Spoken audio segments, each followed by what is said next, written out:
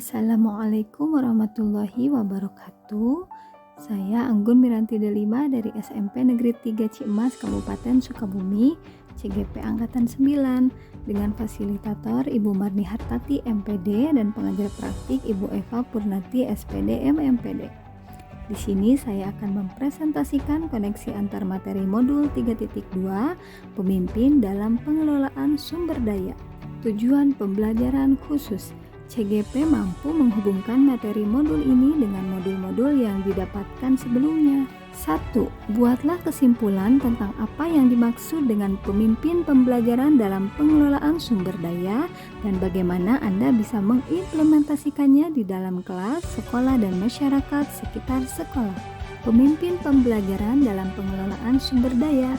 Pemimpin pembelajaran dalam pengelolaan sumber daya adalah seorang pemimpin yang memiliki kemampuan untuk mengenali, menggali, menganalisa, memetakan, dan memanfaatkan potensi sumber daya, yaitu 7 aset utama daerah atau sekolahnya, dengan pendekatan berbasis asset-based thinking, serta mampu mendukung komunitas agar dapat memanfaatkan dan memberdayakan seluruh sumber daya aset-aset tersebut seoptimal mungkin untuk mewujudkan perubahan dalam pembelajaran yang berpihak pada murid secara berkesinambungan. Cara mengimplementasikan di kelas. 1. Mengelola dan memanfaatkan aset yang ada untuk menunjang pembelajaran di kelas. 2. Mengembangkan potensi murid yang kreatif, aktif, dan mandiri. 3. Melaksanakan pembelajaran dengan memfasilitasi murid untuk saling bekerja sama dan berkolaborasi. 4. Memanfaatkan uang kas untuk memenuhi kebutuhan kelas. Cara mengimplementasikan di sekolah. 1. Berdiskusi dan berkolaborasi dengan warga sekolah tentang pemanfaatan aset sekolah untuk membuat strategi pembelajaran sekolah. 2. Memanfaatkan sarana dan prasarana. 3. Membuat dan menggerakkan komunitas belajar. 4. Pemanfaatan lingkungan sekolah dengan lebih optimal. 5. Mengoptimalkan pemanfaatan dana untuk pengembangan sekolah. Cara mengimplementasikan di masyarakat. 1. Bekerja sama dengan dinas terkait untuk pengembangan sekolah. 2. Bekerja sama dengan orang tua agar memberikan kontribusi untuk kegiatan sekolah. 3. Memanfaatkan lingkungan alam sekitar sebagai sumber belajar. 2. Jelaskan dan berikan contoh bagaimana hubungan pengelolaan sumber daya yang tepat akan membantu proses pembelajaran murid menjadi lebih berkualitas. Hubungan pengelolaan sumber daya yang tepat akan membantu proses pembelajaran murid menjadi lebih berkualitas. Sebagai sebuah komunitas, sekolah dapat memanfaatkan sumber daya 7 aset atau sumber daya yang dimilikinya, yaitu modal manusia, modal fisik, modal alam, modal sosial, modal agama dan budaya, modal politik, dan modal finansial. Pengelolaan sumber daya yang tepat akan membantu proses pembelajaran murid menjadi lebih berkualitas. Contoh pengelolaan sumber daya yang tepat akan membantu proses pembelajaran murid menjadi lebih berkualitas. 1. Modal manusia. Guru yang kreatif, inovatif, dan berpihak pada murid akan mendorong pembelajaran yang berkualitas dan bermakna. 2. Modal sosial. Bekerja sama dan berkolaborasi dengan warga sekitar dan dinas terkait untuk dimanfaatkan sebagai sumber belajar. 3. Modal agama atau budaya. Pembiasaan positif dilaksanakan sebagai upaya pembentukan karakter siswa menjadi lebih baik. 4. Modal lingkungan alam. Pemanfaatan lingkungan sebagai sumber belajar agar murid mendapatkan pengalaman langsung dan kontekstual. 5. Modal finansial. Mengelola keuangan sekolah dengan efektif dan efisien untuk melaksanakan program pembelajaran. 6. Modal politik.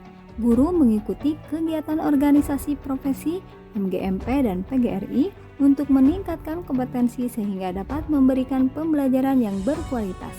7. Modal fisik. Sarana dan prasarana yang lengkap sangat menunjang pembelajaran menjadi lebih efektif. 3.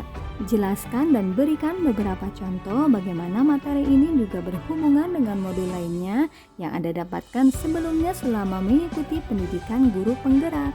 Koneksi antar materi modul 3.2 dengan modul 1.1. Sebagai pemimpin pembelajaran, guru melaksanakan pembelajaran berpihak pada murid dan menuntun murid sesuai kodratnya untuk mengembangkan segala potensi yang dimilikinya. Oleh karena itu, guru harus mengelola sumber daya yang ada untuk memfasilitasi pembelajaran yang berpihak pada murid.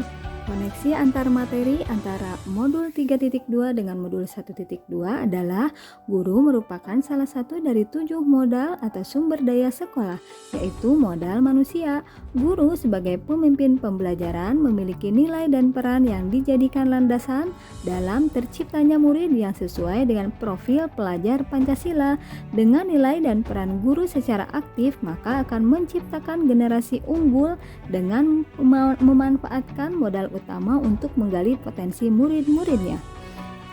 Koneksi antar materi modul 3.2 dengan modul 1.3 adalah budaya positif di sekolah diperlukan untuk menumbuhkan pendidikan karakter yang baik sebagai modal budaya dan mendukung segala bentuk perkembangan murid yang merupakan modal manusia, sehingga akan menghasilkan output dari peserta didik yang memiliki karakter kuat di masa depan. Koneksi antar materi modul 3.2 dengan modul 1.4. Guru sebagai pemimpin pembelajaran harus memiliki visi ke depan untuk mencapai tujuan yang lebih baik, berbasis inquiry apresiatif melalui konsep Bagja dengan pendekatan berbasis aset atau PKBA. Koneksi antar materi modul 3.2 dengan modul 2.1 adalah proses pembelajaran berdiferensiasi akan sangat dapat terwujud jika pemanfaatan sumber daya yang ada di sekolah seperti guru dan murid serta modal lingkungan, modal fisik dan yang lainnya dapat dimanfaatkan dengan sebaik-baiknya. Koneksi antar materi modul 3.2 dengan modul 2.2 adalah pembelajaran sosial emosional atau PSE merupakan strategi seorang pemimpin pembelajaran dalam melakukan kolaboratif oleh seluruh komunitas sekolah yang menekankan pada keterampilan dan pengelolaan mengenai aspek-aspek sosial emosional atau KSE. Diperlukan seorang pemimpin untuk dapat mengambil suatu keputusan yang dapat dipertanggungjawabkan. Koneksi antar materi antara modul 3.2 dengan modul 2.3 adalah pemimpin harus mampu menerapkan teknik coaching untuk memecahkan permasalahan yang dihadapi sehingga dapat mengambil keputusan yang bertanggung jawab dalam pengelolaan aset.